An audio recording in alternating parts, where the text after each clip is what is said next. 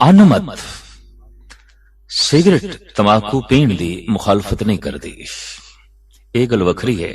Doctor बोल पे ने और जगत दे कुछ सियाणे पुरुष बोल पे ने यह फेफड़ियां लई गले लई हानिकारक है। देखो पानी ते कोई पी सकता है, शरबत कोई पी सकता है, धुएं दा पीना, धूमरपान पशु भी नहीं पींदे धुआं, कीड़े मकोड़े भी नहीं पींदे। पंछियां नूं कह दो धुआं पियो, उन्होंने भी कह देना है धुआं कोई पीने वाली चीज है। पर केवल मनुख ही पींदा है। और कौन मनुख पींदा है? जो विचार नूं छिक्के ते टंग दे। अपने मुंह दे चों पानी पा के फिर कढना ते किसे दे मुंह दे च पाना, अगर ये गैर मुहज्जब है तो अपने मुंह दे च धुआं पा के किसे दे मुंह दे च पाना ये भी गैर मुहज्जब है। जैसे जैसे संसार दे तहजीब तमद्दन उजागर हो रहा है, धूम्रपान के खिलाफ मुखालफत दी आवाज बुलंद हो रही है, उठ रही है। लेकिन गुरमत ने ते बहुत अपने आद काल दे कह दिता धुआं पीना अविचार है। गुरमत अनमत सत्य को खोजन है विचार। गुरमत शराब पीण दी भी आज्ञा नहीं देंदी।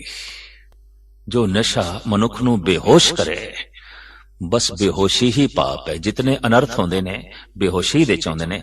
कई दफा ते कातल जद कतल करन नूं जांदे ने नशा कर लेंदे ने, डाकू डाका डालण लई जांदे ने नशा कर लेंदे ने। क्यों? होश ना पैदा होवे।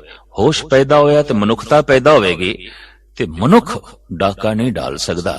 मनुख उदों ही डाका डाल सकदा है जद वह पशु बने। मनुख कतल नहीं कर सकदा।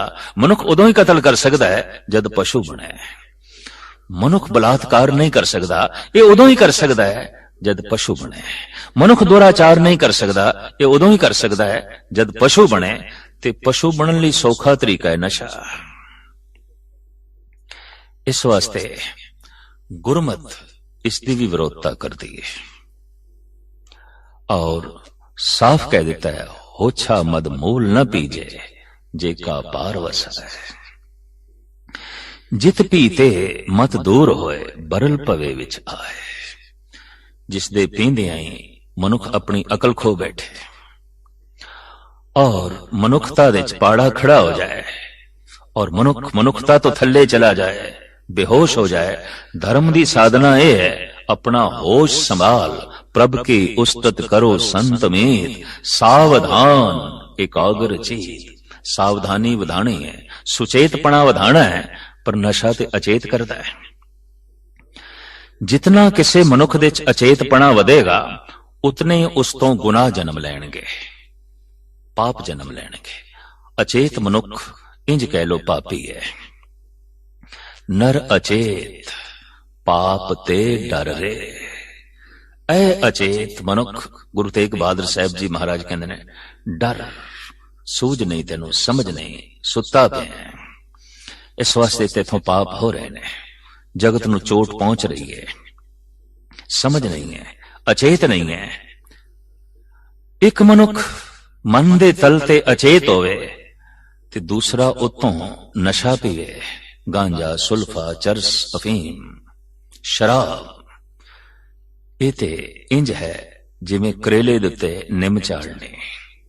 अचेतपणे नू होर वधाना, होर वधाना, होर वधाना, पशु दा महापशु बन जाना। तो साहब कहंदे ने गुरमत अनमत सत को खोजन है विचार।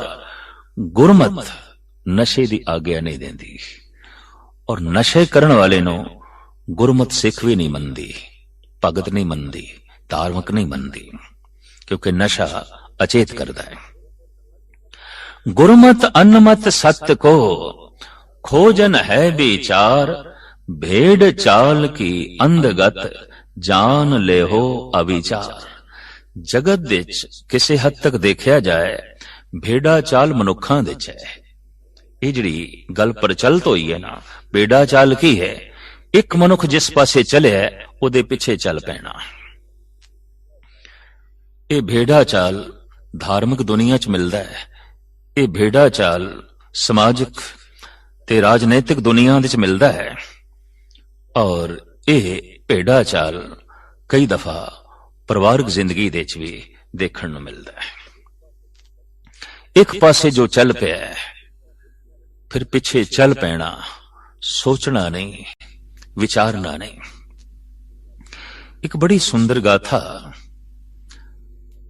ਪਰਸ਼ੀਅਨ ਦੀ ਕਿਤਾਬ ਦੇ ਵਿੱਚ ਇੱਕ ਫਕੀਰ ਨੇ ਲਿਖੀ, ਬਹੁਤ ਸੁੰਦਰ।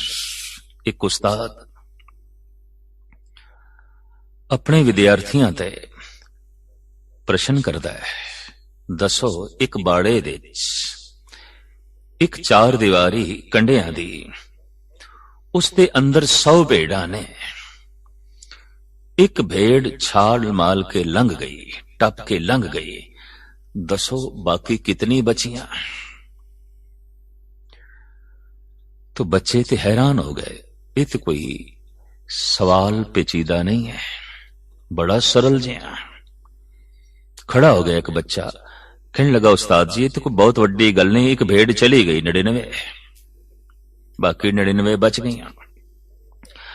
दूजे ने भी ऐसा आख्या, तीसरे ने भी ऐसा आख्या, लेकिन अखीर ते एक बच्चा बैठा सी खड़ा हो गया, आखन लगा उस्ताद जी सही मैं दस सकदा, मैं अयाली दा लड़का, असी भेडां पालदे हां, साडे घर भेडां हैगियां ने, मैं आप नूं जवाब दियां क्योंकि भेडां दे सुभाव दा मैनूं पता है।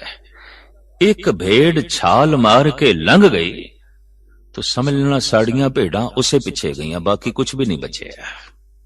एक जिधर गई बाकी कुछ भी नहीं बचे, सारियां उसे पासे चलियां गईयां।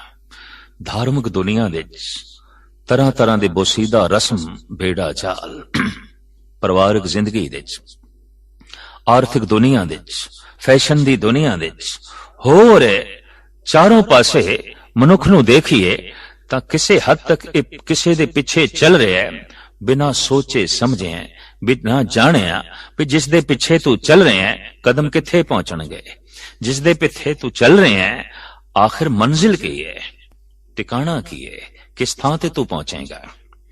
पर कीता की जाए अविचार, सूझ नहीं, समझ नहीं, भेड़ चाल की अंधगत जान लेओ अविचार। ये अदुत्ती प्रश्न है 10वें ग्रंथ दे गुरु गोबिंद सिंह जी महाराज दे, जो आत्मा दे गहरे तल दे चों चिंतन करन वाले पुरुषां दे अंदरों, अंतर्मुखी पुरुषां दे अंदरों पैदा होंदे ने। और इन्हां सवालां दा पैदा होना इस गल दा सबूत भी है, ये अंतर्मुखी हो गए। इस तरह दे अनेकां सवाल गुरु ग्रंथ साहब जी महाराज दे च भी मौजूद ने। सिद्ध सवाल करदे ने, गुरु नानक जवाब देंदे ने। ब्राह्मण सवाल करदे ने, गुरु नानक देव जी महाराज जवाब देंदे ने। मक्के दे हाजी सवाल करदे ने, गुरु नानक देव जी महाराज जवाब देंदे ने। बड़े बड़े उलमा, सुल्तान और धनवान गुरु नानक ते सवाल करदे ने, गुरु नानक जवाब देंदे ने, प्रश्नां दे उत्तर देंदे ने। जैसे कि हाजियां ने पूछया, पुछन खोल किताब नूं हिंदू वड्डा के मुसलमान होई। एक प्रश्न, बाबा आखे हाजियो शुभ अमलां बाजों दोनों रोई। जिहदे आमाल चंगे ने, जिहदे कर्म चंगे ने, ओह चंगा है, ना हिंदू चंगा है ना मुसलमान चंगा है। चंगियाई नूं नापना है, कर्मां नाल नापो। चंगियाई नूं नाम नाल, मजहब नाल, भाषा नाल, देश नाल, जात पात नाल ना नापो। फलानी कौम चंगी है, फलाना देश चंगा है, फलाना घर चंगा है, नहीं। जिसदे कर्म चंगे ने ओही चंगा है। और चंगियाई नूं व्यक्तिगत तल ते ही नापांगे। कोई मनुख चंगा हो सकता है, सारे दा सारा देश दा चंगा होना बहुत औखी गल है। जैसे कह देना फलाना देश महान है, नहीं, कोई व्यक्ति उत्थे महान हो सकता है। और मनुख दी महानता उसदे कर्मां ते खड़ी है। तो साहिब श्री गुरु नानक देव जी महाराज ने कह दिता, भाषा करके, नस्ल करके, जात करके, पात करके, मजहब करके कोई वड्डा नहीं, चंगे आमाल करके वड्डा है, चंगे कर्मा करके जो है कोई वड्डा है। ਸਾਹਿਬ ਗੁਰੂ ਨਾਨਕ ਦੇਵ ਜੀ ਮਹਾਰਾਜ ਨੇ ਧਰਮ ਨੂੰ ਗੁਣਾਂ ਦੀ ਬੁਨਿਆਦ ਤੇ ਖੜਾ ਕੀਤਾ। ਕਿਸੇ ਪਖੰਡ, ਵਹਿਮ, ਰਸਮੋਂ, ਤੋਹਮਾਤ ਦੇ ਆਧਾਰ ਤੇ ਧਰਮ ਨੂੰ ਨਹੀਂ ਖੜਾ ਕੀਤਾ, ਗੁਣਾਂ ਤੇ ਖੜਾ ਕੀਤਾ ਹੈ। ਔਰ ਸਾਫ਼ ਕਹਿ ਦਿੱਤਾ ਹੈ, ਗੁਣ ਪ੍ਰਭੂ ਸੂਰਜ ਦੀ ਕਿਰਨ ਹੈ। ਔਰ ਧਾਰਮਿਕ ਬੰਦੇ ਦੀ ਇਹ ਪਹਿਚਾਨ ਹੈ ਕਿ ਉਸ ਦੇ ਅੰਦਰ ਸੂਰਜ ਦੀਆਂ ਕਿਤਨੀਆਂ ਕਿਰਨਾਂ ਪ੍ਰਵੇਸ਼ ਕਰ ਗਈਆਂ, ਉਸ ਦੇ ਅੰਦਰ ਕਿਤਨੇ ਗੁਣ ਪ੍ਰਵੇਸ਼ ਕਰ ਗਏ, ਉਸ ਦੇ ਅੰਦਰ ਕਿਤਨਾ ਕੁ ਚਾਨਣਾ ਆ ਗਿਆ, ਉਸ ਦੇ ਅੰਦਰ ਕਿਤਨਾ ਪ੍ਰਕਾਸ਼ ਆ ਗਿਆ। ਪ੍ਰਕਾਸ਼